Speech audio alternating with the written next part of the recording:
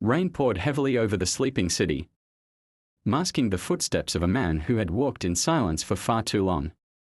His name was Ayan. Tonight, he wasn't just a man.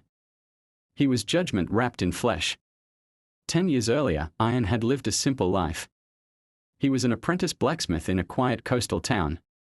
He had a family that filled his world with laughter, his mother's gentle scolding, his father's quiet strength, and a younger sister who followed him everywhere.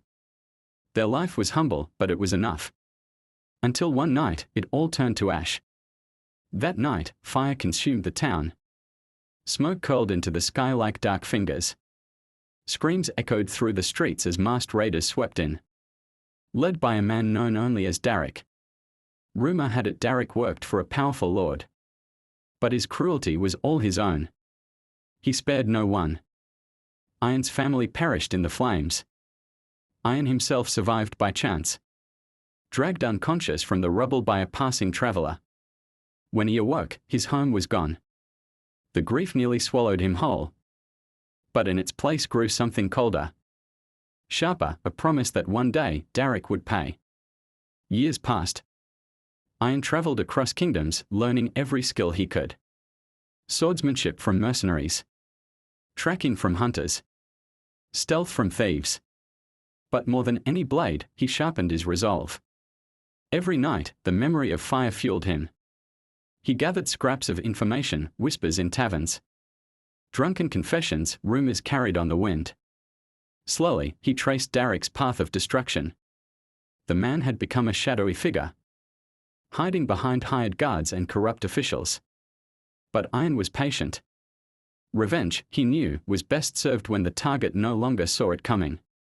Tonight, under the cloak of rain, Ayan had finally found him. Derek was hiding in a stone manor at the edge of the city, surrounded by walls and watchmen. But Ayan had come prepared. He slipped through the shadows, moving with purpose. His heart beat steadily, not from fear, but from a decade's worth of determination. He scaled the outer wall, silent as mist. The guards never saw him coming. One by one, they fell, quiet struggles, no screams.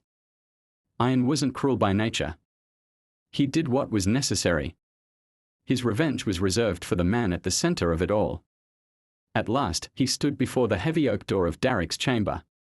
For a moment, he paused, hand resting on the cold iron handle. The memories threatened to rise, his mother's voice, his sister's laughter. But he pushed them aside. Tonight wasn't about sorrow. It was about justice. He pushed the door open.